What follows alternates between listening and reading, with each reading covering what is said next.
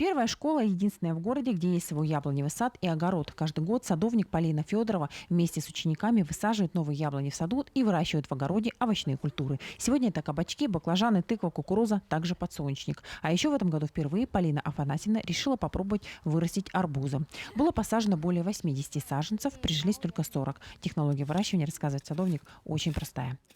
Не надо посынковать, надо только вовремя поливать и подкармливать. Маленькие такие прорезы делаем в грядках на пленке и поливаем только через эти маленькие прорезы.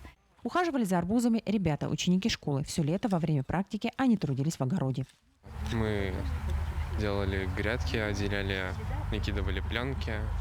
Потом в этих дырках были семена арбузов. Мы потом их поливали, они росли. Я думал, они не вырастут, они вот выросли вот такие большие. Один, самый большой, после очередной рабочей смены в огороде, Полина Афанасьевна разрешила ребятам срезать. И, конечно, первым делом мы его взвесили. Неожиданно и приятно. Его вес 7 килограмм. Специально для нашей съемочной группы Полина Афанасьевна с ребятами решили устроить дегустацию и проверить, насколько созрела ягода. С замиранием сердца дети ждали, когда Полина Афанасьевна разрежет арбуз. И немного расстроились, увидев, что он не дозрел. Арбуз очень вкусный. Несмотря на цвет, кажется, что он будто не дозрел. Но он очень вкусный и сладкий. С него даже течет сок.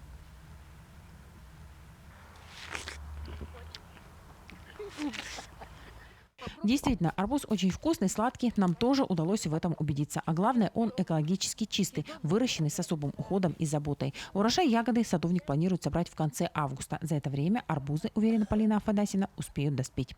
Нельзя не сказать, что в этом году ребята под руководством школьного садовника высадили 28 яблонь Стахойского сада Бурятии. Через 3 года надеются получить первые плоды.